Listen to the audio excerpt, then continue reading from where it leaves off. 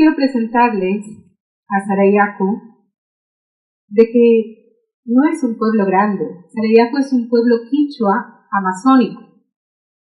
De tantos otros pueblos quichuas que hay en la Amazonía, también están los quechuas que están en la parte andina, de donde es la compañera Sofía, y todos estamos organizados en una organización nacional que es la CONAIE.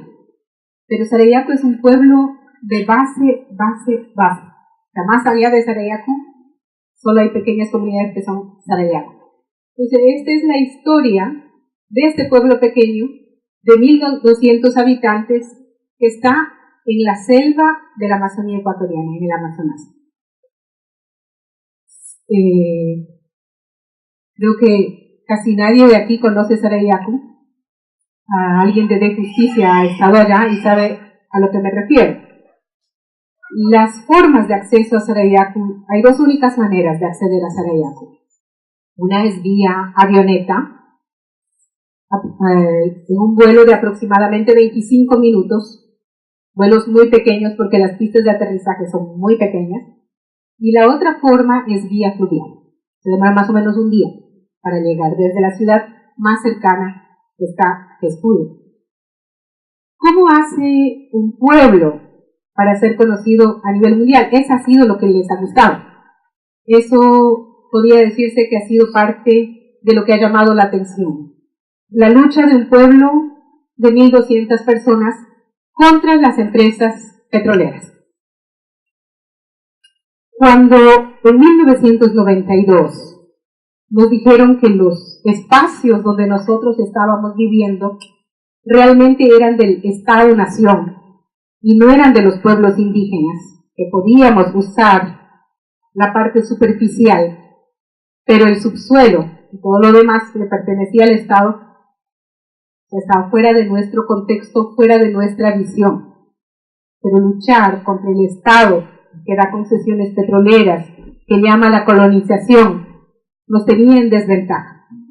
En ese año de 1992, valiéndonos de la organización provincial y nacional, en el contexto de que el movimiento indígena en el Ecuador estaba alto después del levantamiento del 90, desde las comunidades decidimos hacer una caminata de un mes hacia la capital para exigir al gobierno central que nos dieran los títulos de propiedad. Y lo logramos.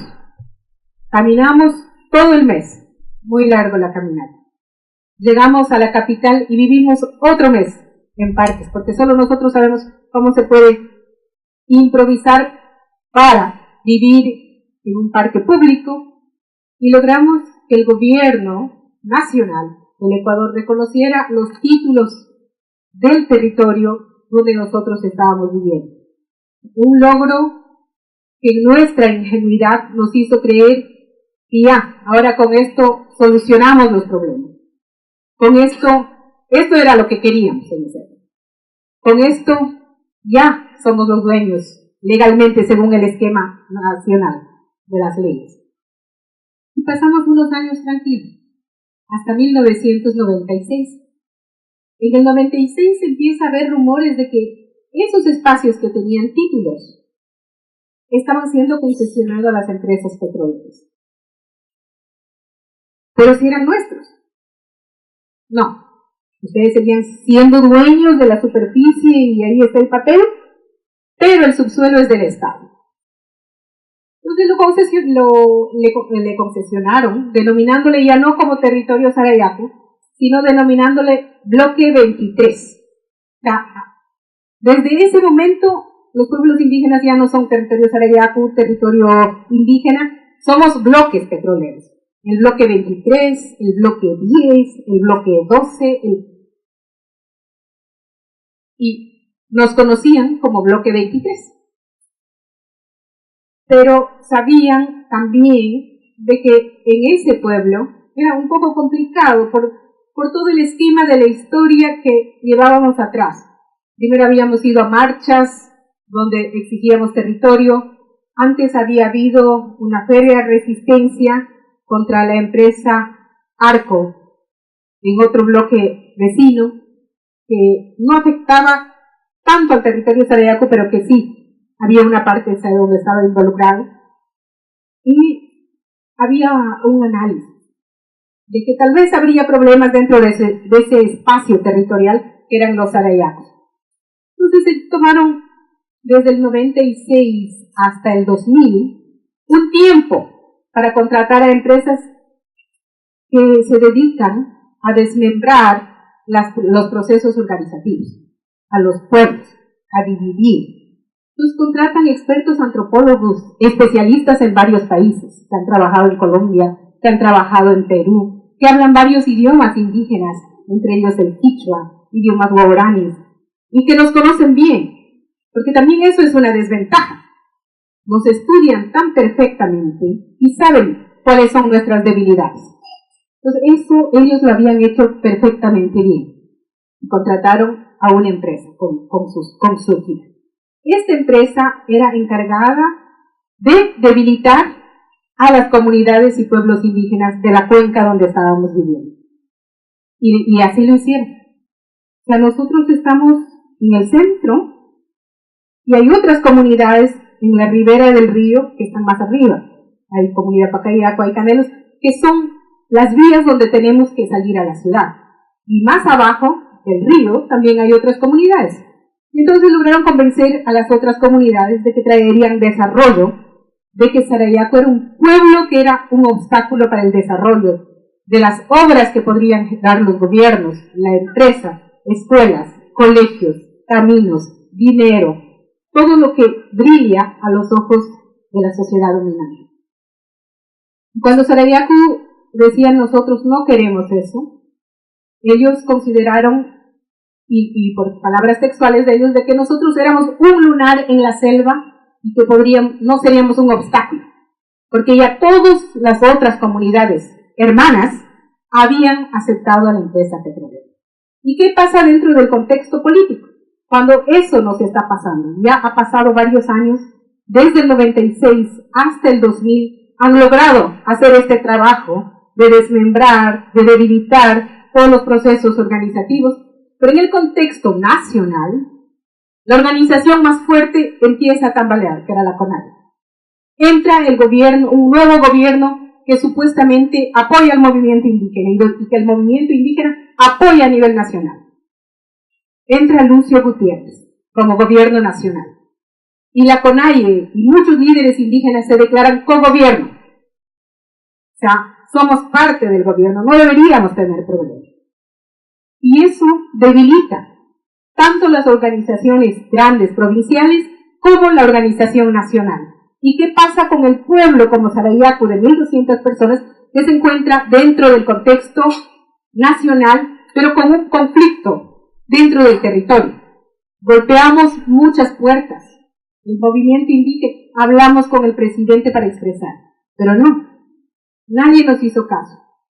La CONAIE en algún momento habló, pero estaban tan entretenidos con el tema del gobierno. Los primeros meses fueron difíciles porque nuestro pueblo estaba siendo militarizado y empezaba toda la prospección sísmica, empezaba todas las confrontaciones con otras comunidades. Nos empezaron a cerrar las vías donde transitábamos. La comunidad en el camino, como ustedes, cierra, no nos da el paso para poder ir a denunciar. La otra comunidad nos cierra abajo. Y la pista de aterrizaje nos empezaron a bloquear para que nos dobleguemos en nuestra resistencia. Y nos sentimos solos. Y por primera vez dijimos, bueno, no podemos esperar de los demás. No podemos esperar que la CONAIE nos salve. No podemos esperar que la CONFEñAE, que es la organización regional, nos salve.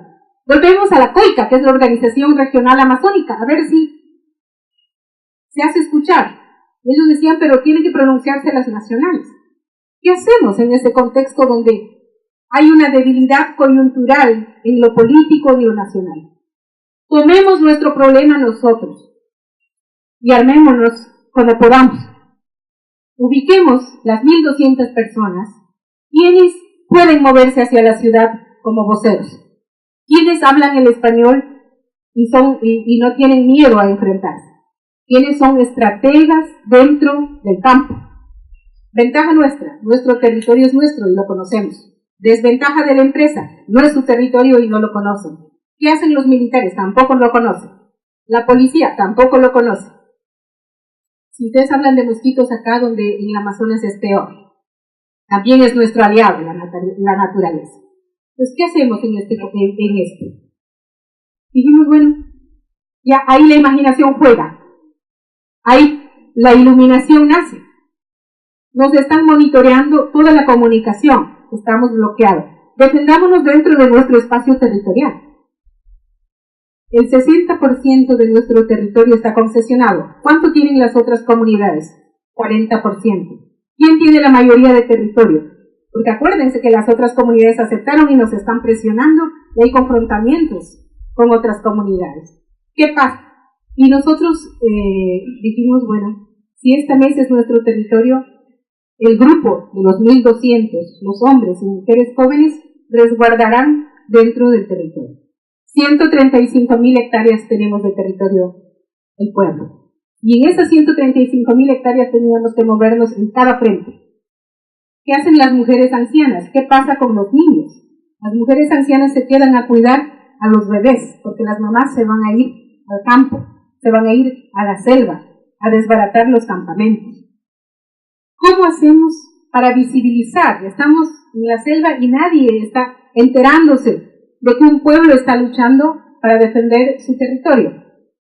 Pues en ese momento logramos sacar la primera página web.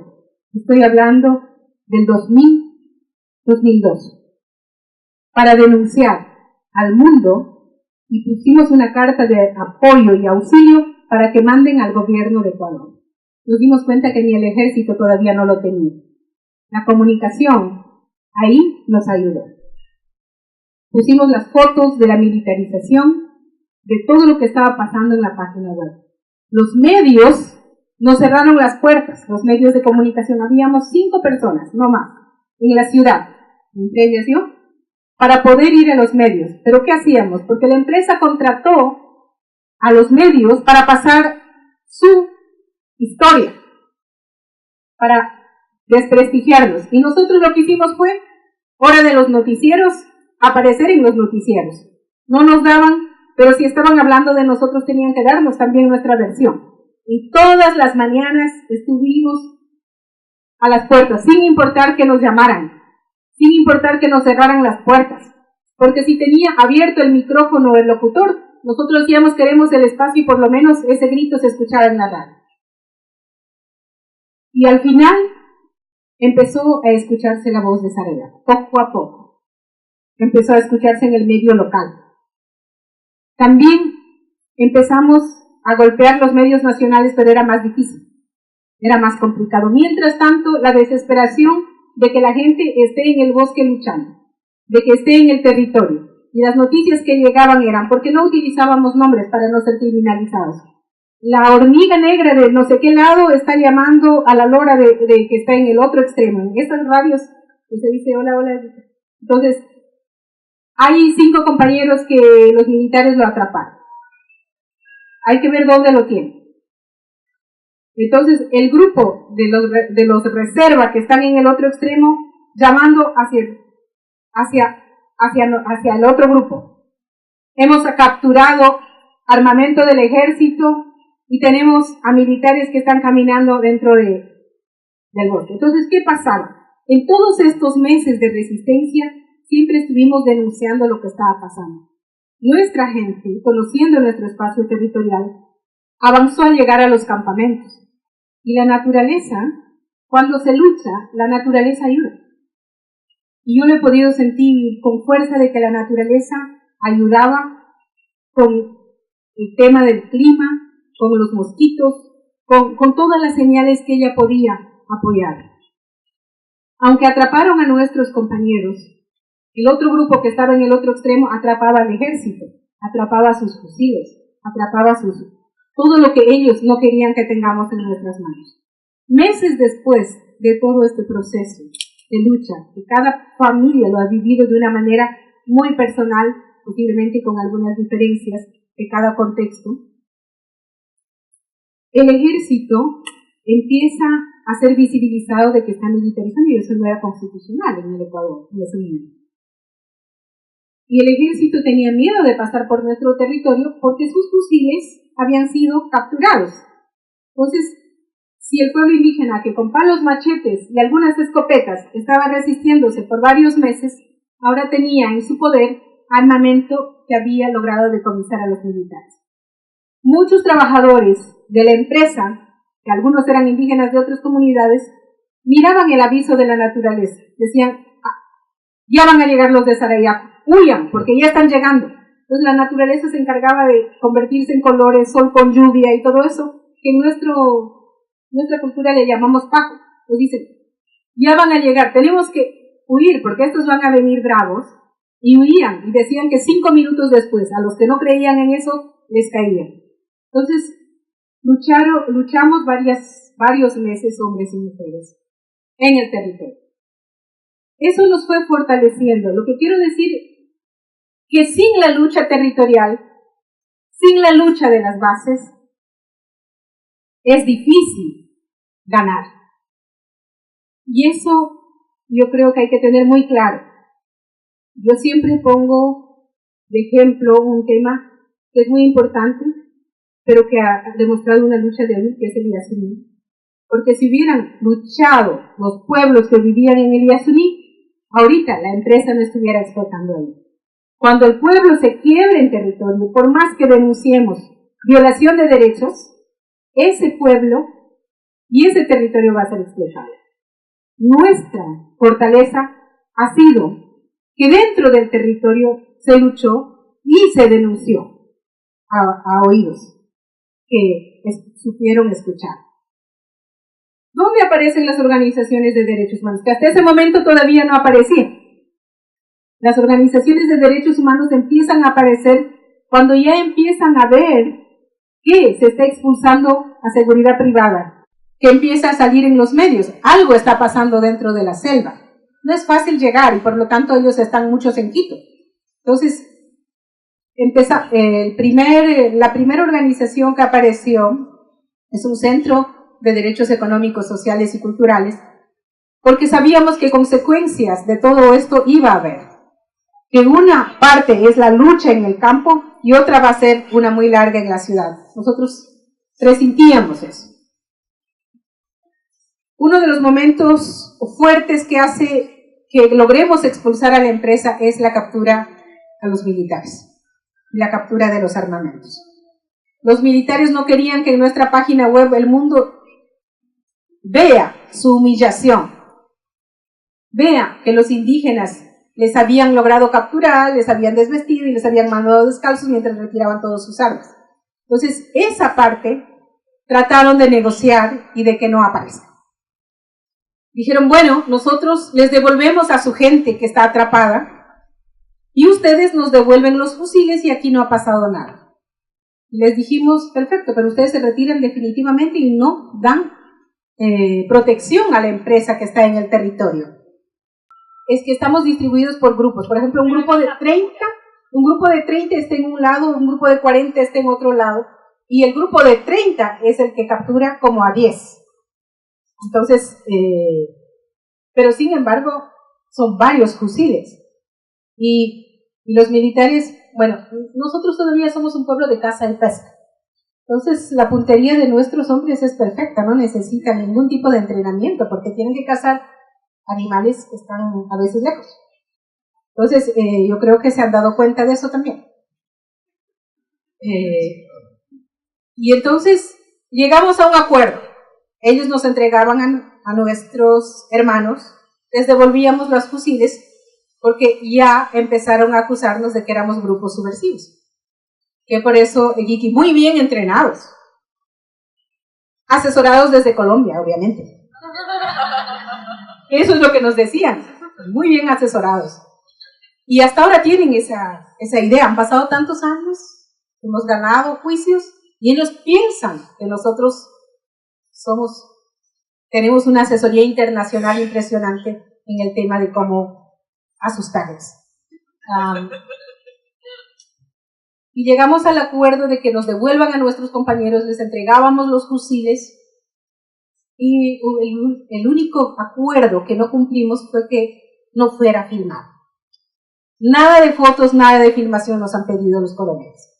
Ya, queremos recuperar a nuestros hermanos. Ya está bien.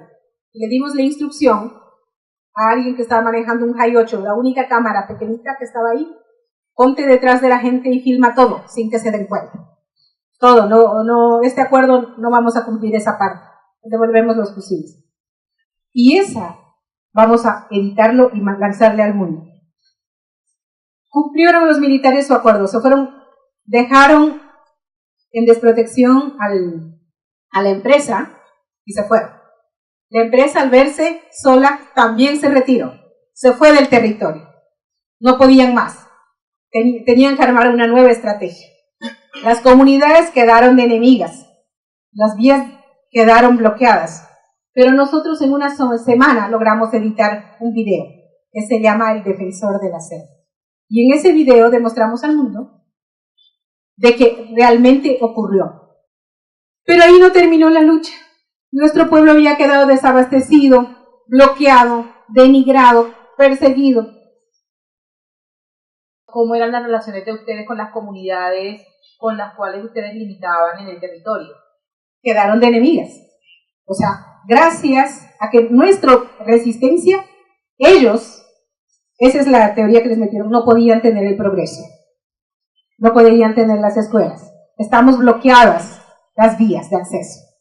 Nos tienen, estamos en el centro, vías de acceso bloqueadas, disparos, enemistad total, lo que nunca hubo, porque esa es la estrategia. Y obviamente ellos quieren hacer ver de que es un problema aislado intercomunitario, cuando el que provoca esto es la empresa. Y esa estrategia la han usado en todos los pueblos. Compran líderes, nos bloquean las vías de acceso, nos hacen pelear entre nosotros, nos culpan de todo. Son muy buenos, hay que cuidarse de eso. Lo siguen utilizando hasta ahora. Entonces nosotros estamos bloqueadas las vías de acceso. La segunda fase, dijimos, bueno, ya, logramos sacarlos. No van a volver a meterse porque han pasado varios meses. El ejército decidió retirarse porque estaba quedando muy mal. Salgamos a la ciudad a exigir que no sigan explotando, que no continúen violentando nuestros derechos. ¿Qué sucede en esta segunda fase? Las comunidades nos esperan, dotadas de machetes, palos, escopetas y todo. 200 personas están saliendo de las 1200, entre jóvenes, mujeres con guaguas, y en una comunidad esperan, bloquean el camino para disparar, para herir, para golpear. Tuvimos que sacar 10 vuelos de heridos y había varios desaparecidos.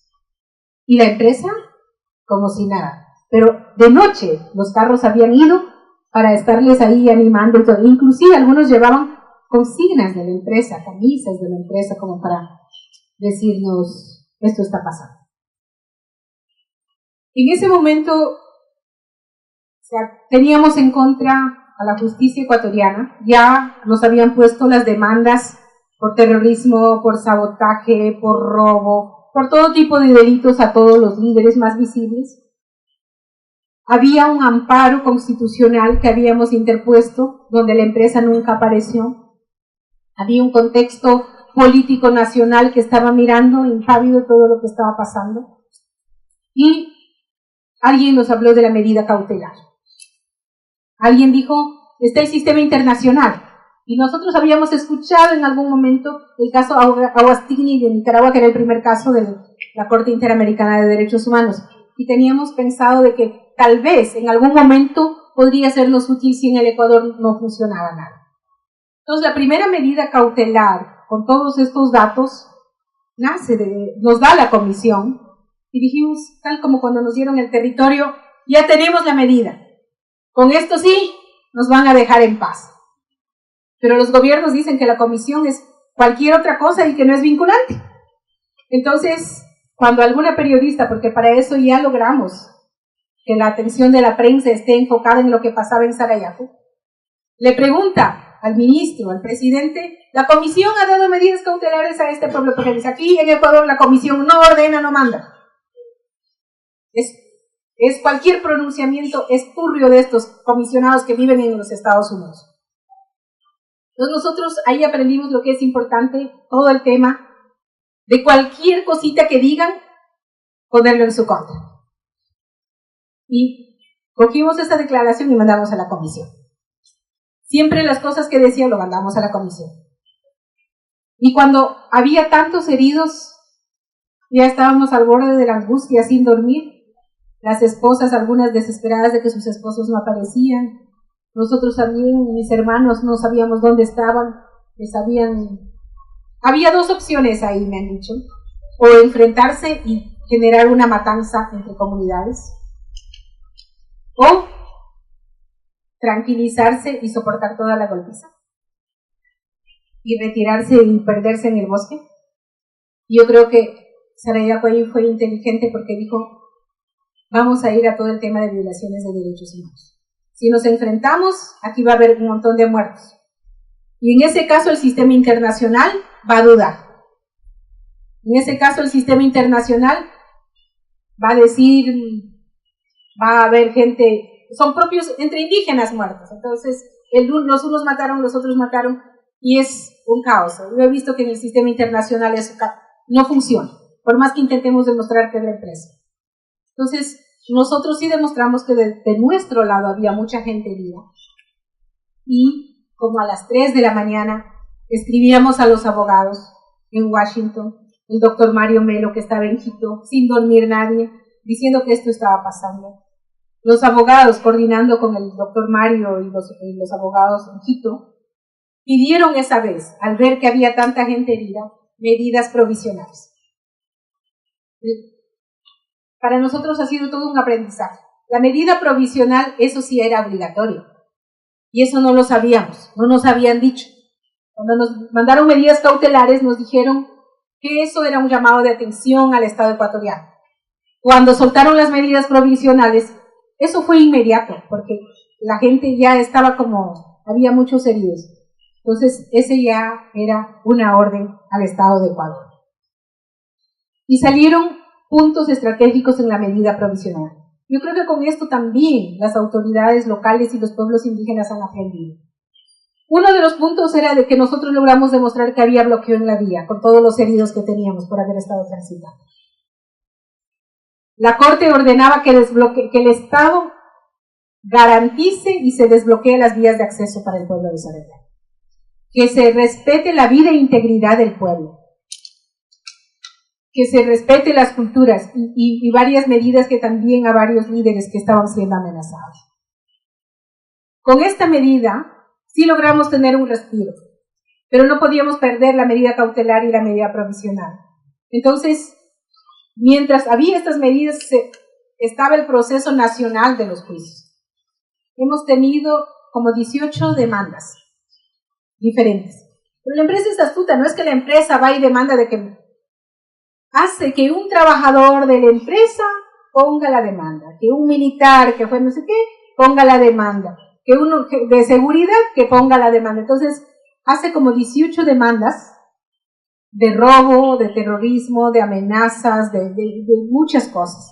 Entonces hay que estar con esta demanda todos el tiempo. Mientras tanto crean una psicosis de amenazas a todos los dirigentes. Y nosotros logramos ganar todos los juicios. ¿Cómo lo hicimos? La imaginación, la persistencia, el perder el miedo, tal vez. En algún momento sabes que podrían matarte si quieres. Sabes que tienes esos riesgos. Pero en un determinado momento o te quedas en el miedo o pasas más allá.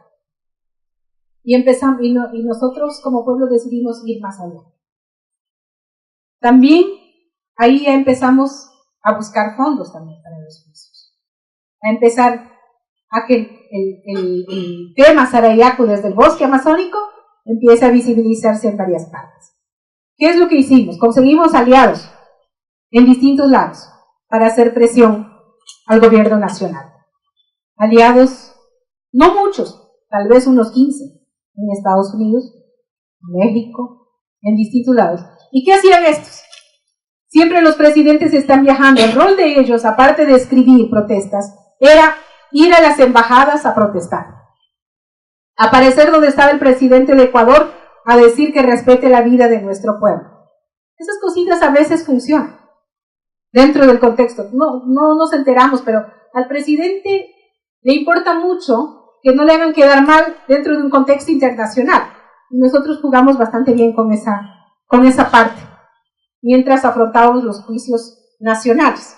Nosotros en los juicios nacionales logramos salir bien de todos los juicios, ninguno fuimos a la cárcel, pero mientras tanto el proceso iba a continuar. Ya el proceso había ido con la medida provisional a la Corte y la medida cautelar que tenía que ir al tema de fondo dentro de la comisión. En el Ecuador muchas veces nos dicen que la Corte Interamericana sí es respetada, pero estos de la Comisión no. Lo que no saben es que la puerta de entrada a la Corte es la Comisión. Yo no sé casos que hayan saltado derechito a la Corte. Entonces les tienen mareado a la gente, porque esto también es todo un aprendizaje. Aunque abordo algunos puntos de estrategias, ahora, porque lo que se me ha pedido es que narre, pasado mañana vamos a hablar solo de estrategias. De lo espiritual, de lo político, de lo jurídico, de lo comunicacional y de todas estas cosas, porque obviamente sin lo uno o lo otro no puede. Una cosa, si solo hubiéramos ido a lo jurídico, nuestro caso tampoco hubiera ganado. O si solo nos enfocamos en la parte espiritual y no visibilizar, aquí es como una combinación de todo. Y por eso decía, inclusive la canoa en París es parte de la estrategia de visibilización más allá. Entonces, esto yo espero abordarlo en el momento que me toque la construcción de estrategias. Y ahí podemos hablar bastante. Como es una narración, lo estoy narrando tal como lo vivimos. El proceso de Sarayaku, que muchos lo conocen como el caso Sarayaku, ha utilizado todas las estrategias habidas y por haber y sin utilizar. Pero en la narración de cómo lo vivimos es lo que estoy conversando ahorita. Dentro de lo que nosotros sufrimos, porque en esto es como un sufrimiento, ¿no? Es una cosa bonita. Pero también hay momentos bonitos de que tienes que hacer lo correcto. Yo me imagino la conciencia que tienen los que no hacen lo correcto, lo que no tienen que hacer. En un determinado momento te vienen con muchísimo dinero a ofrecer para que te vendas y tienes que saber decir que ese no es el camino. Pero habrá otros líderes que escojan ese camino. Entonces, nosotros hemos vivido toda esa parte. ¿Cómo Sarayaku logra mantenerse desde el año 2000 hasta ahora dentro del tema a la luz pública o hasta la sentencia? Eso es la parte difícil. Fácil fue expulsar a la empresa. Posiblemente no es tan difícil ganar los juicios nacionales. También, aunque es largo el juicio internacional, pero ¿cómo logras mantenerte dentro de la opinión pública tantos años? Y es la parte que desgasta los casos que van al sistema interamericano. Nadie de nosotros era abogado. Nadie de nosotros hablaba en el idioma del derecho, y mucho menos en el derecho internacional. Obviamente todo lo aprendimos en el camino, y a la fuerza y en la necesidad. Y todas las estrategias no fueron planificadas como lo hacemos aquí en pizarras. Todas las estrategias nos nacieron desde adentro, desde la desesperación, desde la angustia, desde el dolor, desde la división. Y todo lo que tuvimos que reconstruir después de que haya pasado esto. Las relaciones intercomunitarias también han sido vueltas a restituir la armonía y todo eso. Y todavía continúa en restitución de todo lo que nosotros vivimos en ese época. Los mayores vivían a su manera. Los jóvenes que ahora eran niños ahí y lo contarán a su manera, cómo ellos vivieron aquella angustia de ver a sus padres, padre y madre, sin saber qué iba a pasar, con quiénes se quedaron. Todo esto ocurrió dentro del proceso del caso Sarayaku. Como nosotros dijimos, casi obligamos a no hicimos que hablen por nosotros. Lo que dimos autorización a las organizaciones nacionales y regionales fuera que hablaran lo que nosotros quisiéramos. La CONAIE tenía que hablar lo que nosotros digamos. Nosotros fuimos nuestros propios voceros. La COICA tenía que hablar lo que nosotros digamos. Y eso fue un éxito, de alguna manera, en el tema de comunicación. La primera vez que el relator de pueblos indígenas visitó Sarayaku, no fue autorizado por el gobierno. Eso lo manejamos desde distintos puntos de vista. Le convencimos tanto al relator que tenía que visitar Sarayaku, que yo no sé cómo Naciones Unidas tomó la decisión, bajo su propio riesgo, de aparecer en Sarayaku. Nosotros teníamos los controles de todos los aviones que nos controlaban cuando volábamos. Y cuando el relator llegó, también le controlaron a él. Y eso, él vio con sus propios ojos, que él siendo relator, que venían de Naciones Unidas, ellos fueron controlados antes de ingresar. Obviamente se asustaron cuando ya se pusieron el chaleco de Naciones Unidas. Era el ejército que estaba controlando. Entonces, Sarayaku se convirtió primero, ¿qué hacemos para aparecer en los medios?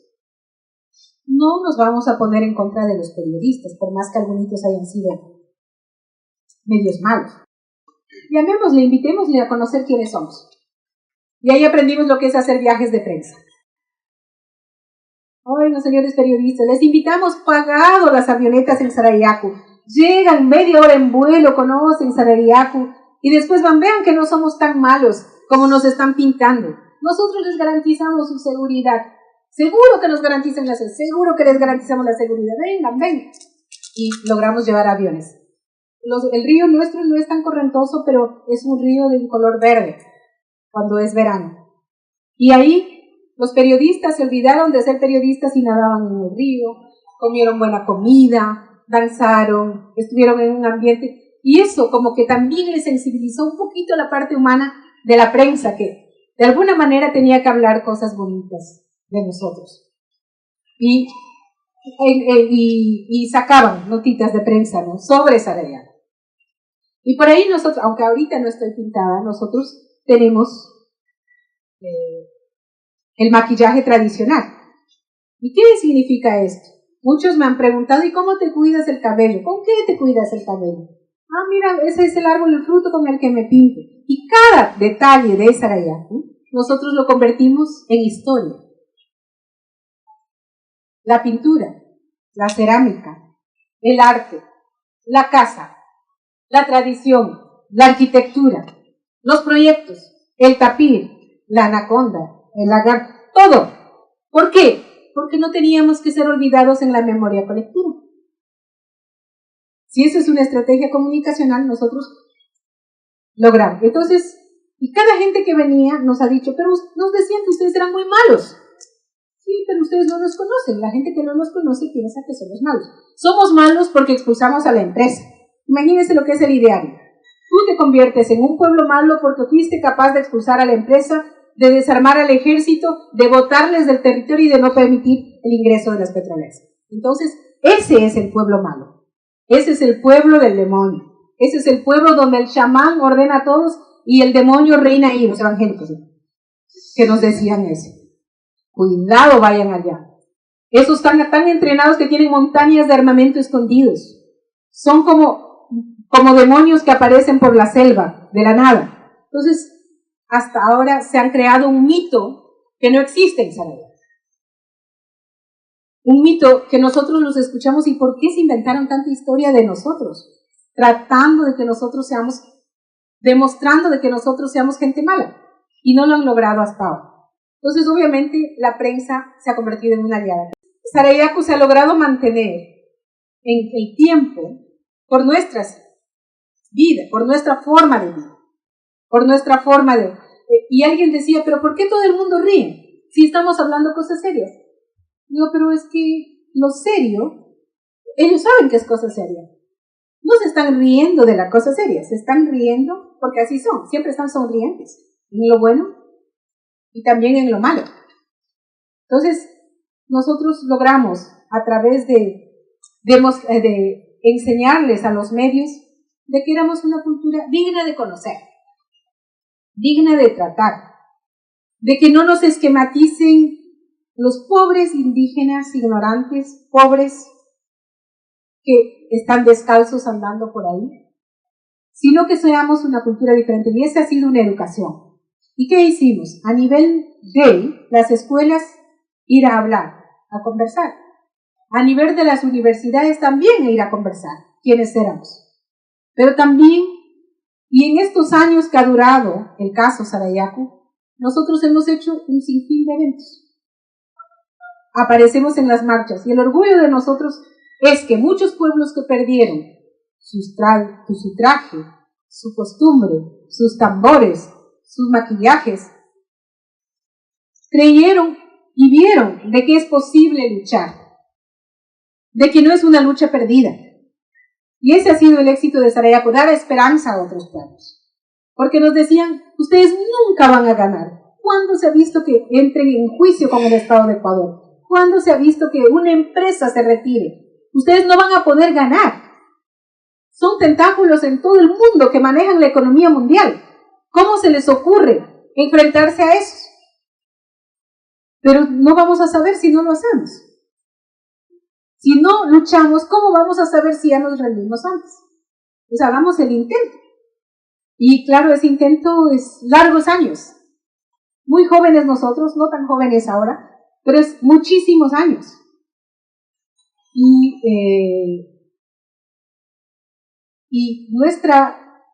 la gente, si va en Ecuador y preguntan los Sarayacus, todavía tienen el recuerdo de Sarayaku. Y tenemos credibilidad, todavía tenemos credibilidad. Y en la última marcha, a pesar de que Sarayaku no salió de forma masiva, he visto ya muchos otros pueblos usando sus coronas de plumas, usando sus lanzas, usando sus tambores, rescatando aquellas cosas que fueron perdiendo otros pueblos. Nosotros nunca nos avergonzamos de lo que éramos y nos enfrentamos con lo que éramos, que era nuestra propia identidad, nuestra propia cultura. Dijimos, nuestra arquitectura es tan válida como esto, nuestro material es mucho más válido que el suyo, porque ¿saben qué? Este va a demorar 40 años, las hojas, mientras el zinc va a demorar tanto. Entonces, análisis. Pero también, no solamente en la parte tradicional, sino en la parte, conociendo las leyes, les enseñamos a las autoridades lo que era el derecho internacional. Al gobernador que no sabía. Le dijimos, ¿sabe que el convenio 169 nos ampara en esto y en esto y en esto? Y a muchos en pueblos pequeños como el Puyo no saben sobre el derecho que ampara a los pueblos indígenas. Y el gobernador era uno de esos. Y preguntó, ¿pero ustedes cuándo fueron a firmar esto? Y ahorita nos vienen a hacer enseñar aquí. Pues, señor gobernador, es el gobierno nacional. Los gobiernos lo que firman y usted tiene la obligación de cumplir. Igual al ejército. Hemos hablado sobre eso en las radios y ahora, por lo menos en la provincia y en el país, saben que los pueblos indígenas tenemos derechos consagrados y que no es fácil meterse con nosotros. Yo creo que cuando una lucha es como esta, mucha gente aprende en el proceso, mucha gente rescata lo que ha perdido, mucha gente valora. Y el primer video que salió ha servido para motivar, para animar a otros pueblos a resistirse. Este video ganó algunos premios. El primer video ganó a la equidad de género en México, ganó el premio Anaconda al mejor documental en Perú, y es un video hecho con un High 8 por alguien que recién empezaba a aprender comunicación. Sin ese video no hubiéramos podido tener las imágenes de lo que pasó dentro de la selva. Sin ese video no hubiéramos podido participar en los festivales.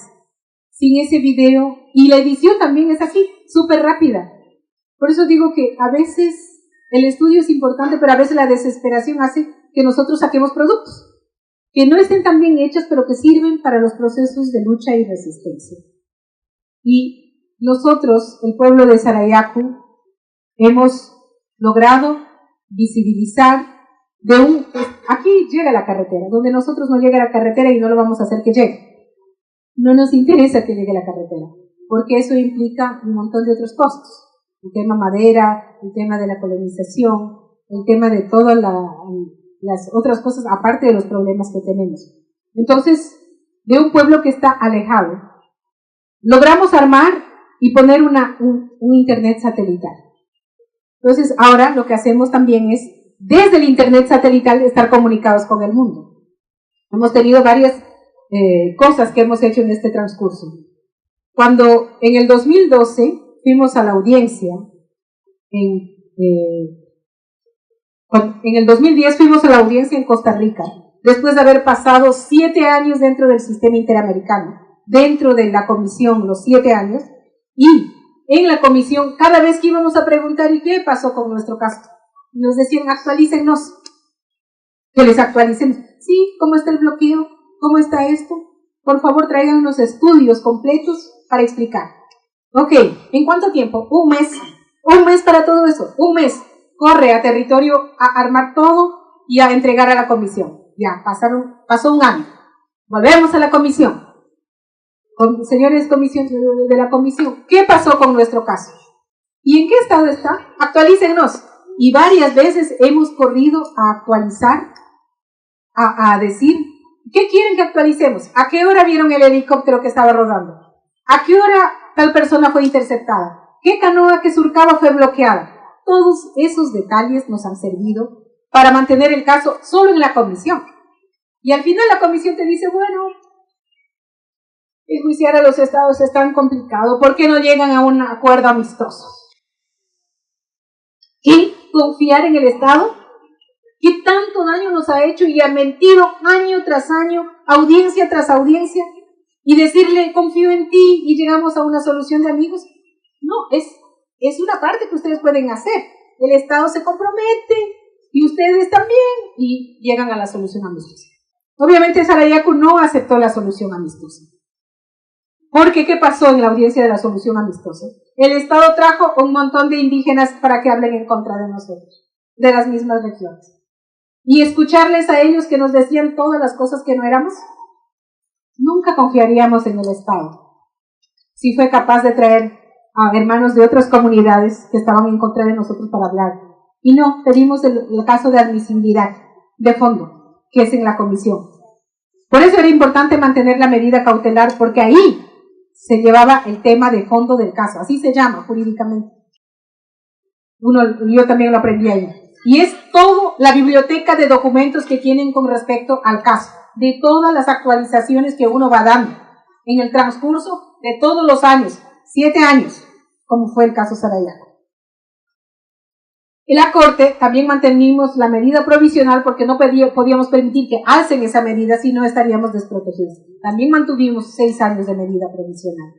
Y cuando por fin la comisión admitió el informe de fondo del caso, la Corte aceptó el juicio. Y nosotros pensamos, ay, ya qué bien, por fin, tantos años han pasado, ya por fin el Estado va a ser sentenciado.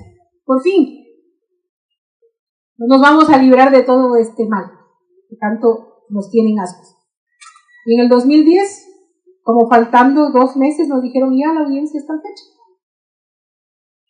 ¿Qué hacemos en la audiencia? Y vamos a tener que ir todo preparado. Bueno, lleguemos a la Corte a prepararnos totalmente, preparados totalmente, y ese video lo vamos a ver en la segunda hora. Nuestro proceso en la Corte Interamericana, la audiencia y la sentencia. Entonces se llama Los descendientes del jaguar o los hijos del jaguar. Les voy a dejar con el video, tiene subtítulos en inglés y bueno, también está en español.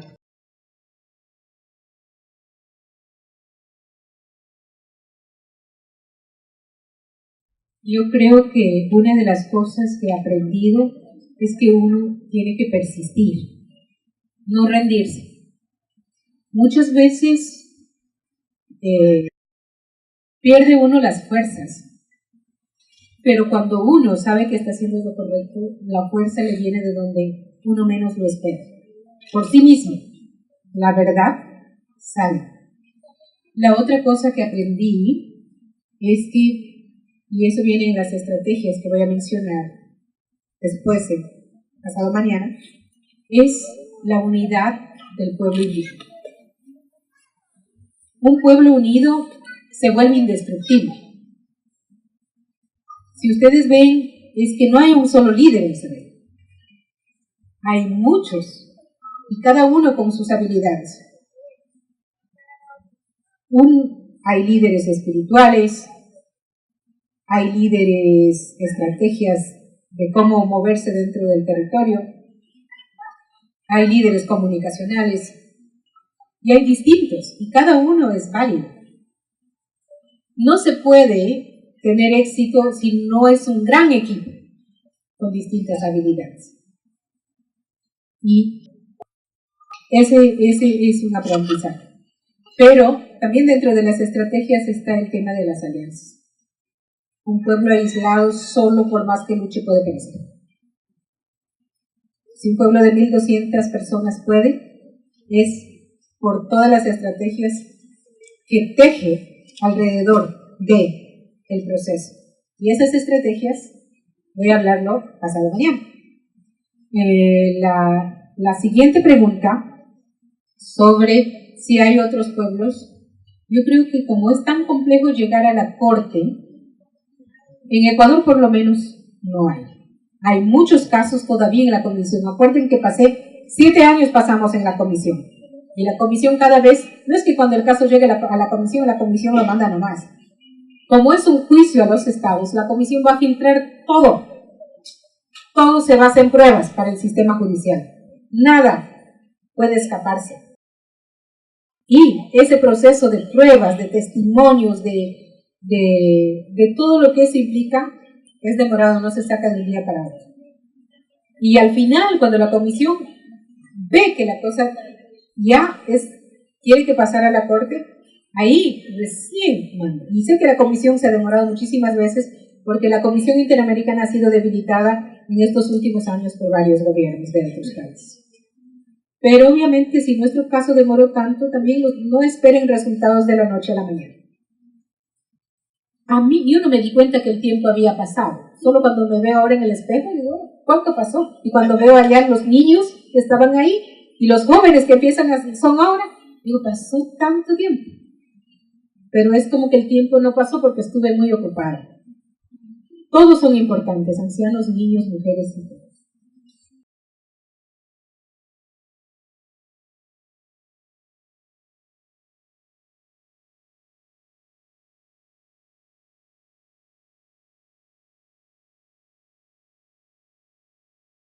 Bueno, ayer fue la discusión de la consulta y el tema del consentimiento. Muy a pesar de la opinión del doctor Aenaya, que dice que no hay que quedar en un no, nosotros sí lo hicimos. Y les dijimos, nosotros no luchamos para tener una negociación justa, porque eso va en contra de nuestros propios principios, de cómo vemos la tierra, la naturaleza y nuestra relación con ellos. Nosotros luchamos para que nunca exploten nuestro territorio. Y le hemos dicho en la cara, donde nosotros no ingresaremos, nunca. Y eso las empresas lo saben, el gobierno lo sabe. Puede ser muy visceral, puede ser muy radical, pero con nosotros funciona. Porque saben a lo que se atiende. No estamos diciendo, ¿saben qué? Queremos dinero, negociación justa, y no sé qué. Porque pensamos que con esa actitud nosotros estaríamos perdiendo. Como los abogados interpretan cada uno a su manera las leyes y le dan las vueltas y ponen dos cosas en uno, la consulta, el consentimiento, si la consulta y el consentimiento es lo mismo o no es lo mismo, para nosotros es muy fácil. Eso es un rollo de los abogados. Nuestra decisión es, nuestra relación con la tierra es diferente, con la naturaleza es diferente, y eso es lo que mantiene el equilibrio del planeta, y por lo tanto no explotación. Es una decisión que tomamos. Y creo que estamos en nuestro derecho. Es así como pensamos y es así como vivimos. Si perdemos esa parte, ya no seríamos indígenas, ya seríamos cualquier otra cosa. Menos indígenas. Otros pueblos puede ser que digan queremos negociar, pero yo no he visto negociaciones. Siempre he visto los peores desastres para hacer también la explotación. La empresa jamás va a querer que el pueblo indígena reclame sus derechos, por lo tanto siempre va a hacer todas las trampas para que, por más que parezca una negociación justa, el perdedor sean los pueblos indígenas. Y eso nosotros lo tenemos muy claro. Esperamos que otros pueblos también lo tengan con claridad, pero muchas veces no es así. Y no es tampoco culpa de los otros pueblos, es culpa de todo un sistema que ha tratado de hacernos dudar de lo que realmente nosotros somos. Yo creo que es tiempo de seguir recuperando por aquellos otros pueblos que faltan y cómo nosotros nos relacionamos con la madre tierra.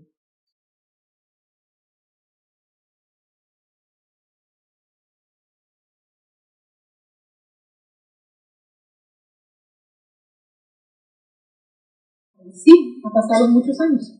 Algunas cosas lo ha cumplido. El tema económico, las disculpas públicas, la capacitación, la publicación en medios de comunicación, todas esas partes lo ha cumplido. Hay cosas, los explosivos no, y tal vez no lo cumplen, porque ni el Estado mismo sabe cómo remediar lo que hizo. Están ahí. Porque para sacar tiene que destruir el mismo. Entonces, no es que la Corte dice, señores del Estado, vayan y saquen. Dice, coordine todo con el pueblo. Y en esa coordinación, nosotros le decimos cómo queremos que traten esos explosivos.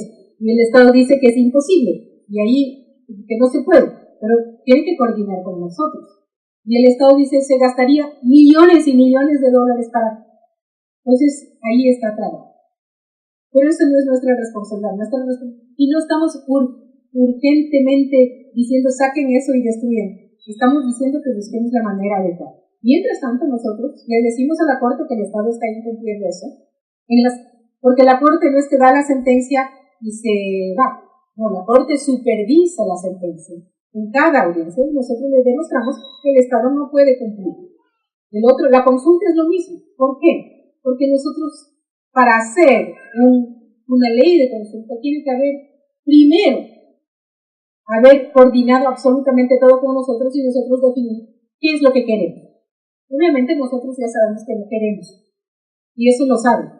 Pero podríamos decir eso en una asamblea, simplemente no queremos y respeten esa decisión, y no trabaron. Pero no pueden armar, porque si no, habría muchísimos pueblos que dirían que no, y no saben cómo hacer con eso. Mientras tanto, las resistencias continúan, y lo que decían que no podíamos ganar, no hemos ganado, y si nosotros lo pudimos, también otros pueblos lo pueden hacer. Y ese es el mensaje.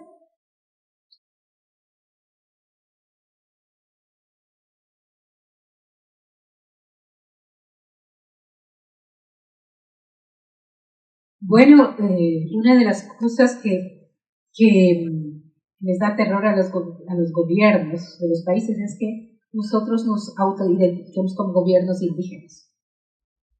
Y esa es una de las estrategias. Nosotros reconocemos nuestro Consejo de Gobierno, nuestra autoridad, nuestra justicia, nuestra seguridad dentro de nuestro territorio. Y la ley nos ampara eso, porque las leyes, hay tantas leyes, tanto en el derecho internacional como la Constitución, que sí mencionan. Y nosotros decimos no estamos fuera de la ley, estamos dentro de lo que ellos dicen, pero que no lo aplican de esa manera. Creo que esa es una de las fortalezas. Y creo que hay que seguir trabajando en ese gobierno territorial indígena, que es una de las principales fortalezas de la resistencia y la lucha de los pueblos indígenas. Si eso no está bien estructurado y no hay seguridad y viene la autoridad de fuera y trata de imponer y hacemos caso a eso, eso ya es como un retroceso para nosotros. Obviamente respetamos las otras estructuras, pero ellos tienen que respetarnos las partes, los nuestros. Con la cooperación internacional y los que quieran ayudarnos, también no pueden venir a decir, ¿saben qué? Aquí necesitan un lindo colegio. No, nosotros decimos lo que necesitamos, y lo que queremos y cómo queremos hacerlo. Entonces, eso no les gusta a los gobiernos, porque cuando hacemos eso, ellos van en desventaja. Pero hay que hacerlo respetar.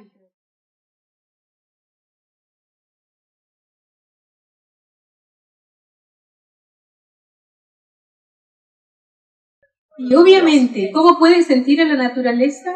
Siéntanlo desde el corazón, pídanle la fuerza que necesitan. Acá las autoridades tradicionales lo saben más que yo. Yo lo sé por mi papá, el anciano que ven en el video, es mi padre. Entonces, y eso lo vamos a hablar pasado mañana, cómo nosotros vemos la naturaleza. Porque a la Corte hemos tenido que explicar por qué es nuestra lucha y por qué no queremos la explotación petrolera. La vida que inclusive hay en las piedras, que hay en el aire, que hay en el árbol, pero es una vida mucho más allá que la vida que nuestros ojos pueden ver. Y eso siente, porque ellos están conectados totalmente, y ahí escuché la presentación ayer del gobernador, y en esa parte todos los pueblos indígenas estamos casi en la misma onda. Hilos invisibles que nos conectan en cada línea espiritual, en cada fase de la energía, en cada forma de nacer de la naturaleza, y que no está tal como nos dividen los continentes o los ríos. Estamos conectados a nivel global.